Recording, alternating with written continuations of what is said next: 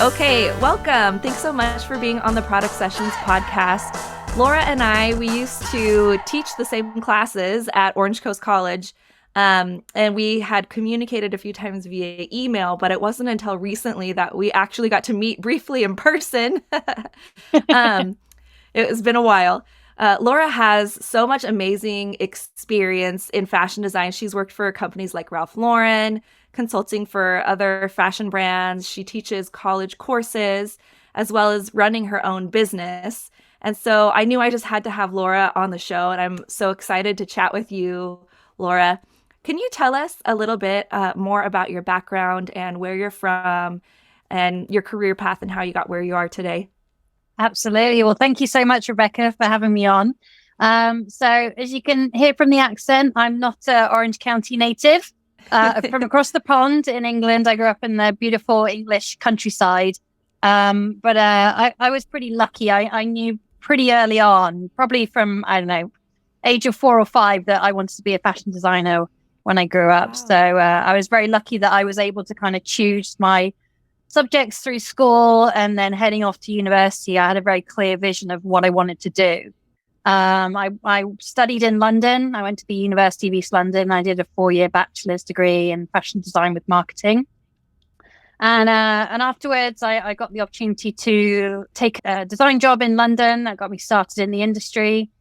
But then a few months in, I was getting kind of itchy feet, and I wanted to kind of have some adventures. So I always tell my students this story that I basically gave myself a year to go find a job overseas. And if I didn't find a job within a year, I was going to pack a backpack and go traveling around the world. So I started sending my resume out there, contacting people. Nothing was really happening, and the deadline was approaching. It was coming up to a year, and I wasn't sure that it was going to happen. And at the time, I had started interviewing with The Limited. The Limited at the time was still a pretty big organization. This was back in the 2000s, and they still owned a number of brands in its portfolio, and it had offices in London.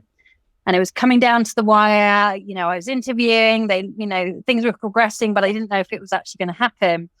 And I got to my deadline, and I was like, I don't think it's going to come off. I don't think I'm going to get the job. I'm going to book this round the world ticket. And this is a true story. I booked the ticket. I booked the flight that would take me around the world. And the very next day, I got the phone call from The Limited. I'd been offered a job in New York. Oh my gosh.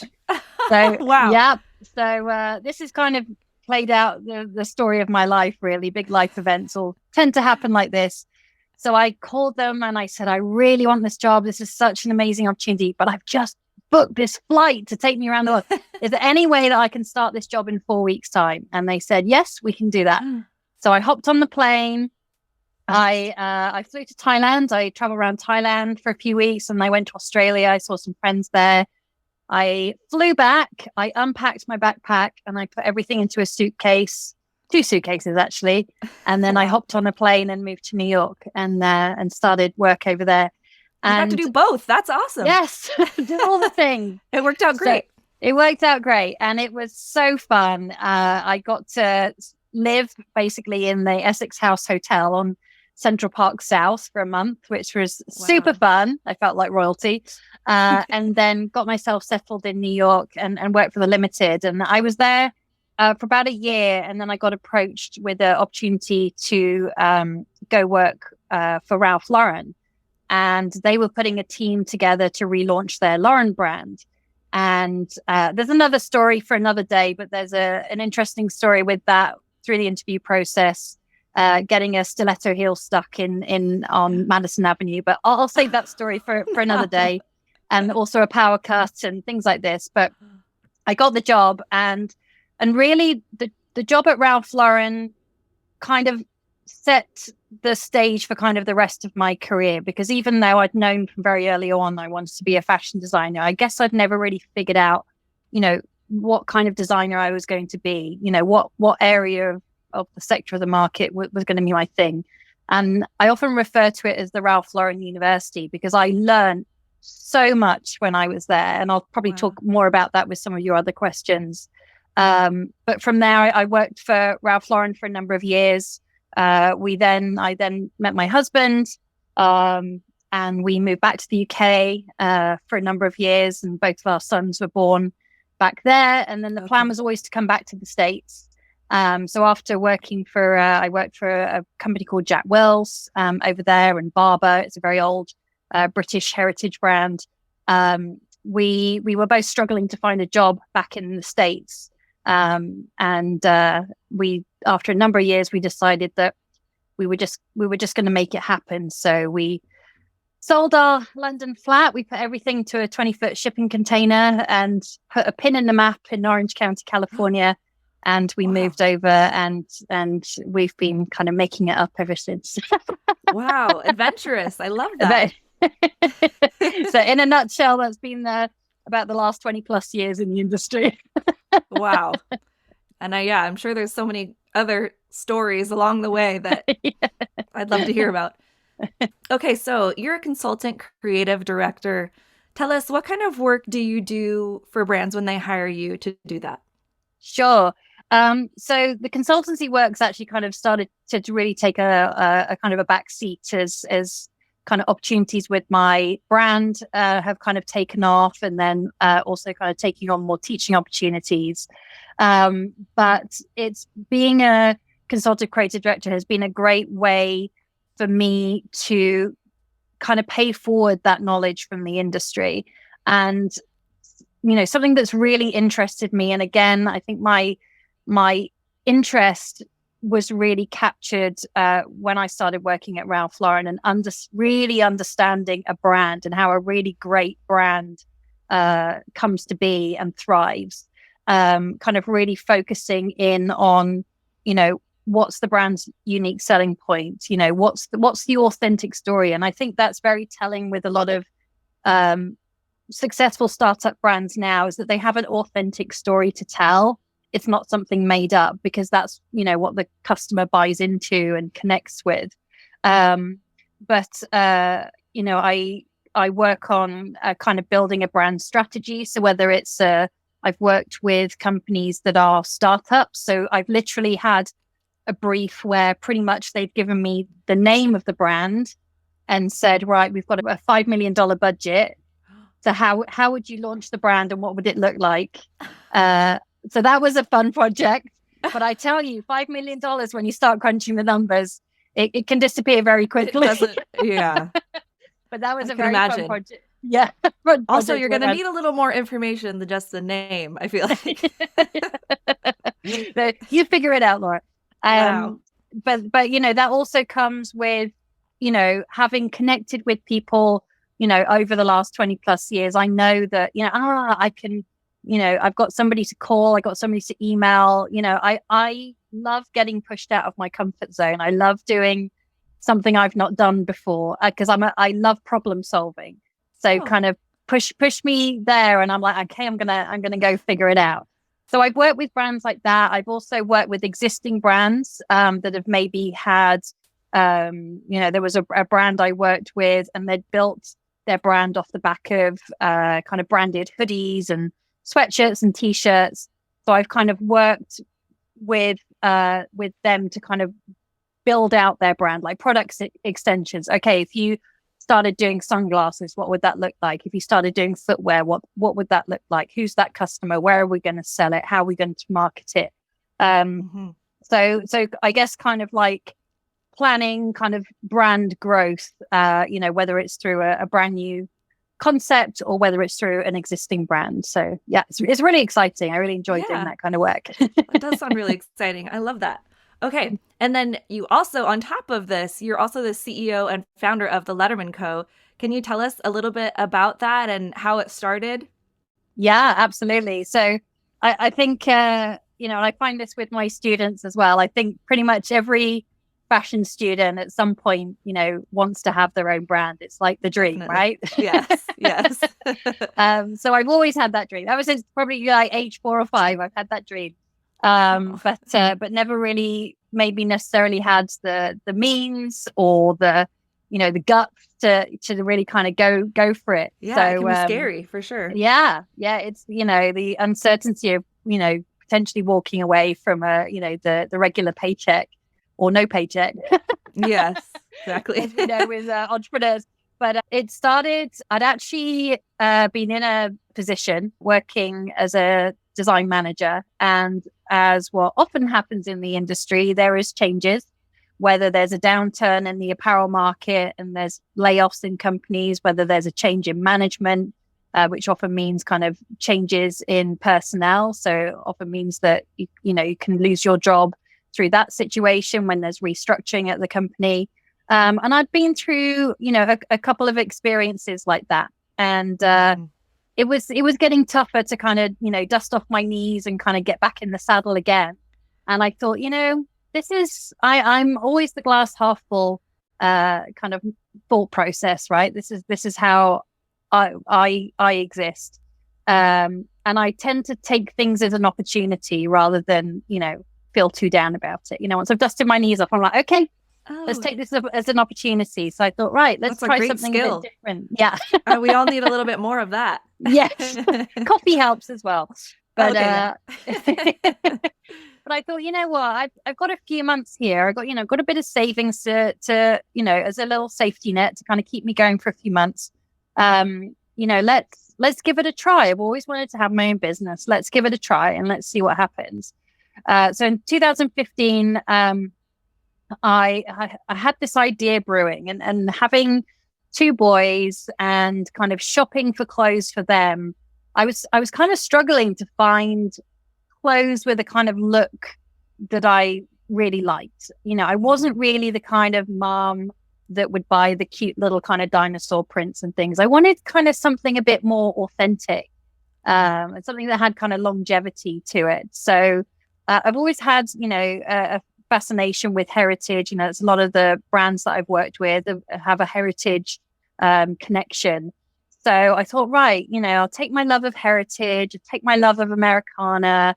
One of my favorite things to do on a weekend is to go vintage shopping. If you saw my house, it's a mixture of vintage and we've got, some really cool pieces we've collected over the years. Why not pull that all together in a brand? So I kind of came up with this kind of Americana vintage inspired kids wear concept. And I'd also seen that parents really liked buying things that are personalized for children. So I kind of pulled that together and I was like, oh, what about, varsity letter patches? That's pretty cool. Why don't I do something with that? So I had this idea brewing. I'd connected with some local mums that had also kind of walked away from the corporate world and were trying kind of their own thing. And there was some network groups forming in London. There was kind of this movement happening. So all us Gen Xers that were starting to have kids and not able to work the 12, 14-hour days in our respective industries anymore. We were kind of coming together. So I literally made a cushion with a varsity letter on it. And I made a t-shirt as well, a baseball t-shirt. And my friend was running a local networking group for women in business. And she's like, just come along, meet the women, go tell them the idea, just start, seeing if there's maybe something there. And I didn't have time to get business cards printed. So I literally just put my name and my email and I printed it out a bunch of times on some paper and I cut them out and I took them along. It's a real rookie effort. From humble means. Yeah, exactly. And I just kind of circulated, got there, felt a bit silly carrying my cushion and my t-shirt and my pieces of paper. But I walked around the room and I just got chatting to women. And through that, I built confidence that I had something, that they were responding to how they got it. I was describing what the brand vision was and they were all behind the idea, just go for it, Laura, go for it. Mm-hmm. So I literally then, instead of, maybe taking a few months to kind of plan and execute, I pretty much within a week just got a website live. Then there was an opportunity at the boys' school that they were having a summer fair. So I took some products, I got some products made, I went along and I sold my first t-shirt. And that's where I count the anniversary of my business, because to me, it became a business once I sold something. Yeah. And then once I sold that first item, I'm like, I'm a business now. And it just kind of built from there. So there's a lot of things that have happened, along the way. And I can talk a bit more about kind of where I am today, but that's kind of how it all got started. Wow. I love that story. I feel like I've learned a few key things from you. And I feel like you have learned how to basically take an idea and then make it so it fits with the brand. Like, okay, we're going to make sunglasses for this brand, but how do we make it fit with this brand? What is this brand's story? And I felt like with the Letterman Co., it had a very authentic story. So again, I feel like what I keep hearing from you is like brand story. And I think that makes a lot of sense. And another thing that I like that you said is how you kind of tested out the market first. You went and you met with other moms and people that would be buying, like who your customer would be, and you asked them, like, do you like this? And then you went to sell where those people would be, and it kind of validated that idea. Like, yes, people are interested in this. And I think that's such a smart way to start a brand instead of diving in full force without, researching and buying tons of product. You felt it out first. And I think that's so smart. So yeah, tell me where is the Letterman Company today? What's going on lately with it? So, we actually connected. Hopefully, we're keeping our fingers crossed at an exciting time. But I have potentially a group interested in injecting some seed funding to get the business to the next level. Woo-hoo, and that's so exciting. Yeah, I've always had this big dream, this big vision as I've been continuing to work on the business. But we all know time, resources, it's the thing that kind of holds us back, kind of getting to the next level, and also having that confidence that you've got something that's scalable. So potentially, securing that seed funding. Currently, I'm still working out of home. I've grown out of the home office into the garage. The garage is now like the distribution center. Oh, wow. My husband keeps asking me on the daily basis, when are you moving out? I don't want to see one more box. Oh, Our house is filled with boxes and rails. Yes, I have been there. but I think what also I had a big shift in mindset about a year and a half ago, and alongside teaching, I still always probably am in this kind of balance of like, am I a teacher that has a side hustle business, or am I a business owner that teaches on the side? And these two things have actually been working really well synchronously, because I love paying forward that knowledge. I love connecting with students and kind of hearing from them about, what they're seeing, what's inspiring them, what they want. Yeah. I feel very privileged to be just a little part of their journey into the industry. And whether that's, a students or returning students, that's very fulfilling for me. So about a year and a half ago, up until that point, I'd pretty much been making most of the products. So the main products that we sell are personalized sweatshirt, varsity jackets, and then the felt pennants have been really successful as well, particularly these back to school pennants, little pennant on a stick that the kids hold on the front doorstep, first day of kindergarten, so last day of kindergarten. They've been very successful. So pretty much up until then, I've been making most of it myself. Wow. And I realized, that it wasn't sustainable, working till 4 a.m., is not a sustainable model, particularly when we were in the pandemic and we were homeschooling kids. Oh my gosh. I can't imagine. Yeah. There was the coffee your kids, machine staying up till 4 a.m. Yeah. No, the coffee machine stayed on a long time during that time. But I'd managed the business had basically organically been growing, pretty much doubling kind of year on year on year, and all pretty much through word of mouth and SEO. Like I was landing on the first page, of a lot of things that people were searching for that are connected to the brand. So financially, I got to the point where I'm like, okay, I've got a few spare $100, I can pay somebody now to do something. What's that thing going to be? So I took somebody on, a few hours a week. They were going to help with the sewing. I found a local embroiderer that was going to help. Now I could hand over all the embroidery and the applique. I found a great US manufacturer for pennants. So now instead of making to order, I can start building stock. And then from there, it got me to the next spot. Now I've got a few more $100. Okay, I'm going to pay a professional photographer to do my photography. Now I've got a bit more money. Let's pay, a social media manager that's going to help me. And it's just incrementally kind of built like that. And other entrepreneurs I've spoken to and mentors I've spoken to, have said this is kind of the way that a lot of startups are building their businesses, by using consultants, because you have that flexibility of, okay, we've done well this month. Here's some money to do this. So, sales have gone down a bit. Okay, so maybe there's kind of less hours work this month. And I found that's where a lot of my, or some of my peers in small business have got stuck, is that, taking that leap to start scaling and growing your business. It's really hard, particularly when maybe you're not paying yourself any money or paying yourself very little money, to then give some of that money to somebody else. Yes. But you can't do it all. It has to come a point, and you have to strategically pick what that's going to be, what's going to give you that return on investment. So that's kind of a little bit where we are. So with the seed funding, I'll be able to move into a space. We'll be able to, hire a few more people. I'll be able to create a kind of a brand experience space. So whether that's a showroom or whether that's a small retail space.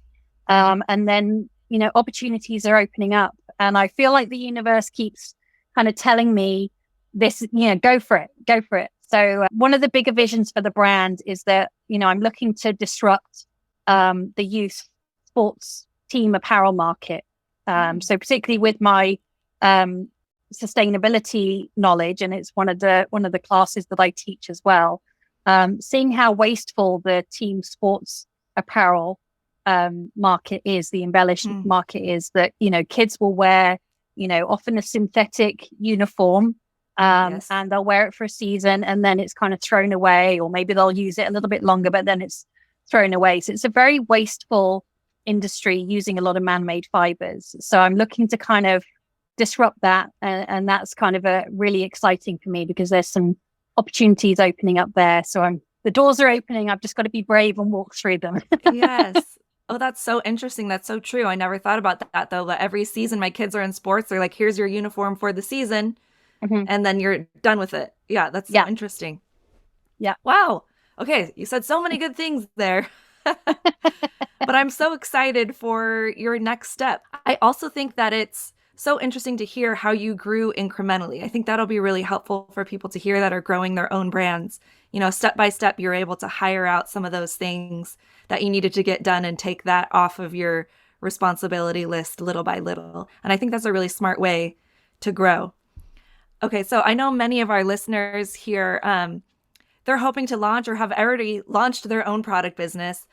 I saw on LinkedIn that you help in creating brand identity, market placement, and launch strategies for startup brands.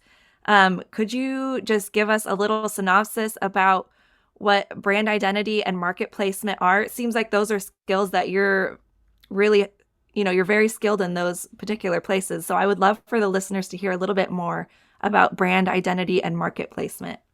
Absolutely. So there's a couple of little kind of tools I like to use. So this is kind of a little exercise. So on a piece of paper, you write down "we are," and then you insert the name of the company.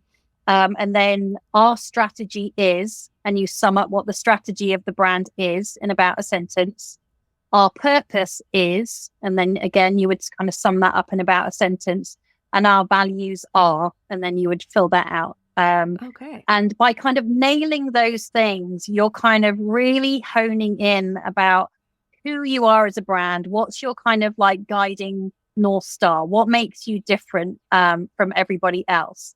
Because if you come back and you answer those questions with kind of quite generic statements, maybe that's kind of saying, or maybe you haven't quite nailed kind of where your place in the market is, because it's a very saturated market.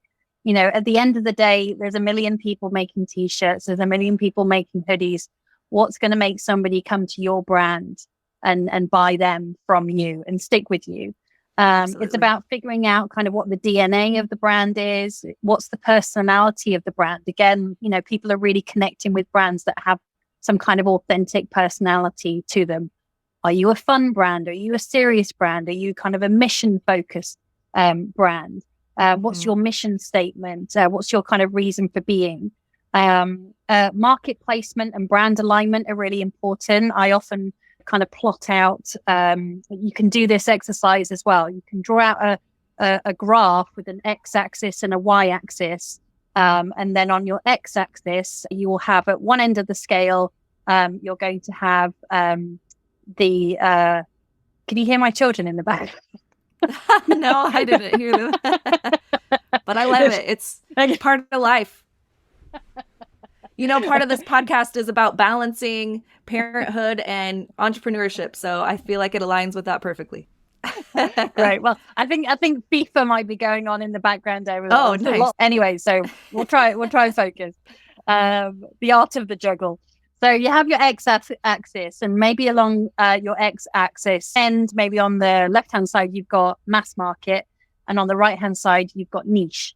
And then on your y-axis, you've got opening price point, and then you've got kind of premium luxury price point. And using those, you can kind of plot out, right, where's my brand? How niche is my brand, or how mass market is my brand? What's my price point going to be? And then start looking at brands that are doing something comparable to you, and where do they sit?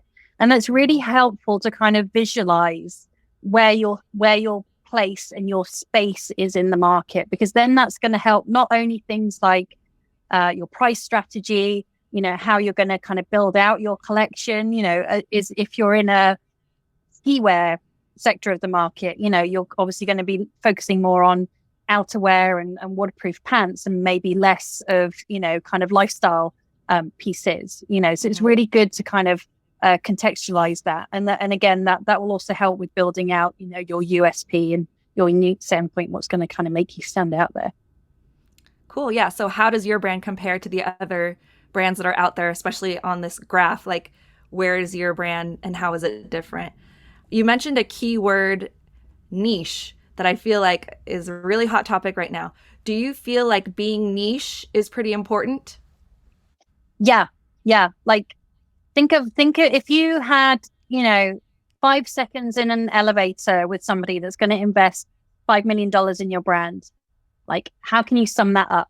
And in that sentence or 2 sentences, how are you different to everybody else? Because like I said, the clothes we wear, it's pretty much all been done before. What's going to be the story? What's going to be the unique thing behind, what you're designing, what you're making, what you're producing?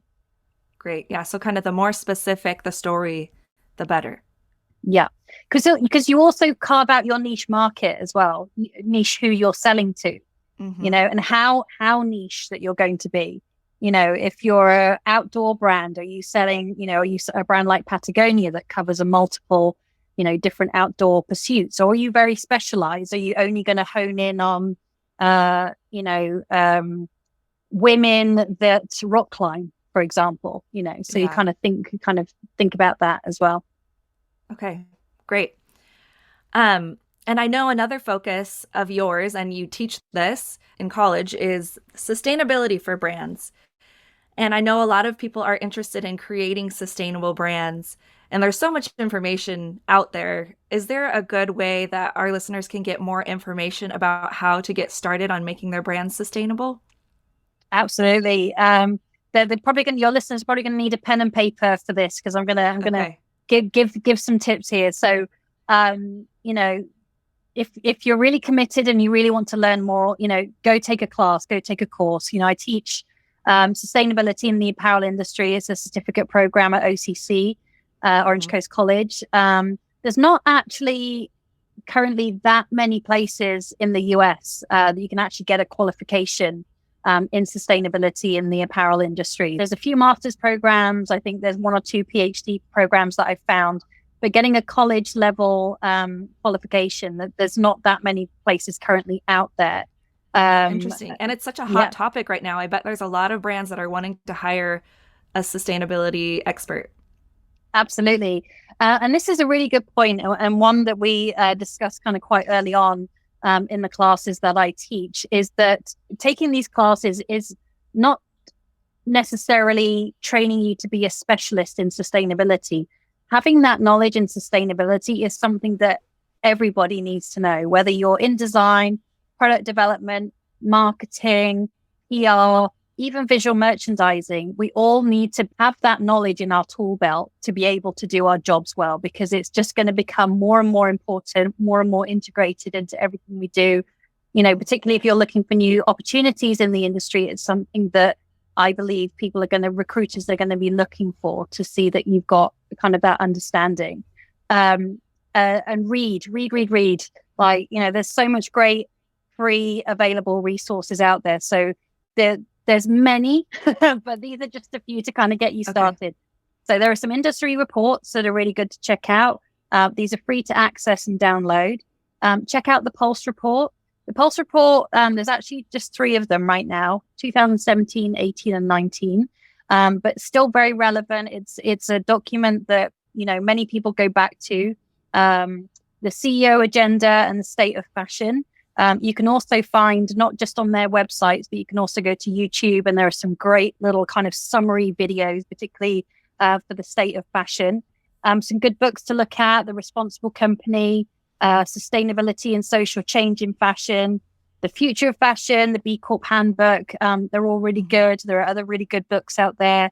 Good documentaries to check out: True Cost, The River Blue, Seeding Change. Also, another one I really like that I have recommend to my students is actually a British documentary show that's actually available on YouTube called Blood, Sweat and T-Shirts. So that was a really interesting one. It took some young adults that were very into their fast fashion, and it took them overseas, and they actually had them go and work in some of the garment factories. And it was a very kind of eye-opening experience that they not only got to work in the factories, but they took home the pay that the workers were paid there, and they had to learn to live off of those wages as well. Wow. So that I think I've heard about this. Yes. Yeah. Okay. Yeah. So it's available for free on YouTube. There's a few episodes of it on there. And then just a couple to kind of wrap up on. There's lots of free newsletters with all of these that you can sign up to. Check out the Ellen MacArthur Foundation. Check out New Textiles Economy Report. Check out Global Fashion Summit. There's videos. There's, you know, live online events that you can join remotely. The Sea Change sessions, Sustainable Brands is another good one to connect with. They also have conferences and panel talks. So that'll get you started. But wow. Just start tuning in and turning on, and you'll be on a good path. That's so many. Thank you. That's so many good resources. Thank you so much. One question I have about if you're wanting to create a sustainable brand is, where do you find manufacturers? I guess that's just the question in general that's can be a barrier for a lot of people, is where do you find a good manufacturer? Are there different ones that you would use for sustainable brands? Yeah, it's a really good question. And it's a bit of a wormhole to go down. And this is where building that foundational knowledge is so important, because even the word sustainable or eco or green, it means different things to different people. And the kind of the guiding North Star that we use in our classes when we think about sustainability, we look at kind of the definition from the UN. It's development that meets the needs of the present without mitigating the needs of future generations. Words to that effect. Mm-hmm. Because, you know, often, you know, when we think about sustainability in the fashion industry, we think, oh, we'll make it out of organic cotton. But do you really know why it's better to make it out of organic cotton? So you need to kind of have that knowledge and know about why you would make certain decisions. So the biggest impact as regards to what we call the value chain or the supply chain. So basically the story of if we take a cotton t-shirt, from when it first starts life, it's a cotton bud, right? That's a very, very, very start of our journey of our cotton t-shirt. We call that cradle. That's the beginning of the process. And then it moves through the value chain. It gets picked, it gets ginned, all the impurities get taken out, it gets turned into yarn, it's spun, it's knit into jersey, it's cut and sewn into a garment, it's then shipped off to a distribution center, and then it goes to a retail store, then it goes to the consumer, and then when it's finished being used, it gets thrown away. And all along the way of that value chain, we've got different impacts on the environment, our water usage, our carbon emissions, et cetera, et cetera. The biggest impact we have is at that early stage, what we call the tier 4 and tier 3 stage. So the more we can mitigate that early stage, the bigger the impact that we're making. So guess what? The best thing we can do is buy less or reuse what we've created already, because then we don't need to create new virgin stock. We don't need to grow more cotton. We don't need to do all that harmful processing, et cetera, et cetera. But that's kind of part of it. So learning, one of the biggest things right now is us moving the industry more towards a circular economy where we stop throwing things away and we put them back, we feed it back into the system again. And it's not enough to send off our used t-shirts to charity shops, because most of that is going to waste. Only 1% of recycled material actually kind of makes it back into the system again. Oh, wow. And most of what we throw away ends up in landfill or is incinerated. So it's a misnomer that, oh, I filled my bag and I've given it to the charity shop, all of the clothes are going to get bought and used again. It's not Wow. what's happening. Yeah. So dang it. I thought I was doing good stuff. Okay. so firstly, if you can try and find, a way to recycle, upcycle, that's a great way to be more sustainable. If you can use recycled fabrics, fibers, so if you use recycled cotton or recycled denim, hemp, knowing really good sustainable fibers, it's much more than organic cotton. Hemp is another great fiber that's come a long way. Back in the 80s, hemp was very scratchy and it was quite a, kind of a hippie-ish kind of look. It's come a long way. Imagine like a sack of potatoes or something. Exactly. Yeah. So it's come a long way since then. And we're now starting to see it kind of being used and also blended in with other fibers as well. Okay, great. It doesn't use as much water as cotton, much more sustainable. But I'll just finish off by saying, know your certifications as well. So knowing things about Blue Sign, ZDHC, zero discharge of harmful chemicals, knowing if factory is certified, if it's fair trade, RAP certified, SEDEX certified, starting to learn all of that, that's really going to help you. And sorry, very last thing, the Open Apparel Registry. So check out that website and you can plug in brands there and you can see the factories that they manufacture in. And that will be kind of a good place to kind of get you started. Wow. That is such a good resource. I did not know about that. Okay, that's great. I told everyone to have their pen and paper ready. Yes. Okay, great. And, they can always rewind and listen to this again, too. But yeah, that's so many good resources. Thank you so much. Okay, Laura, you gave us so much good information already, but I was wondering if there's any other additional resources or actionable takeaways which you would want to share with someone that's wanting to launch their own product-based business. Yeah, absolutely. So I've already kind of mentioned that, be prepared, to not make any money for a while. So having a source of income.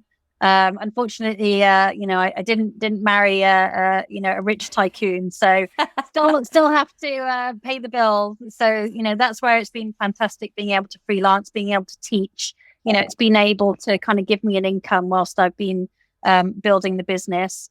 Don't overstock on inventory. That can really kind of kill your business as well. If you're, it's tough too, particularly in the apparel industry where you're often having to meet minimum production requirements. So be really smart. If you're committing to, producing 500 pieces of something, do the numbers, figure out how long is it going to take me to kind of sell through that. So you're not set on a lot of inventory. Connecting with mentors is really helpful. Networking, build that network, nurture that network. I've already mentioned kind of like preparing to grow, so if things take off and build traction, you've got to be prepared to start. I still do call in a lot of favors, and, what's really helped me grow along the way is having great friends that will come and, when I would do pop-up markets, they'd come help me. And, if I needed help with this and that, entertain the children whilst you go do something. it's been out, but you get to the point you've got to start paying people to help you in order to help you grow. So they're just a few little tips. Great tips. Yeah, it's so nice. I think one of the things I learned at Orange Coast College, because I did go to school there as well as teach there, was how important networking is. So to have a good support group of friends, and then not only that, but then when you're ready to hire, you know the people and the places where you'd like to turn. So you never know who you're going to meet along the way. That can be a friend and a help to you. Yeah. And I just a note on that, and this is, I think, a generational thing, because, I'm a Gen Xer. I grew up, without the internet. You can figure out how old I am now. When I went to university, kind of email was kind of a new thing, right? It was crazy thinking back now. We thought we were very posh when we got like a car phone, there was had the wire going into the car. So, I feel kind of fortunate in a way that I've got that kind of foundation, that I know life before the internet.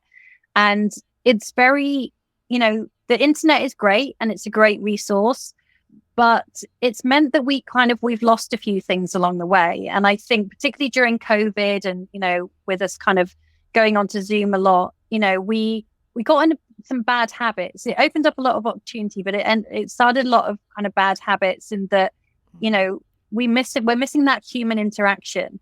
And to build kind of real, authentic relationships, you need to go meet somebody for a coffee. You need to go have a conversation. You need to go show up and, maybe they've got an event or something. Go show up and show them some support. Good networking. I kind of love and hate the word networking. Yeah. In some ways, there's a sticker I have behind me.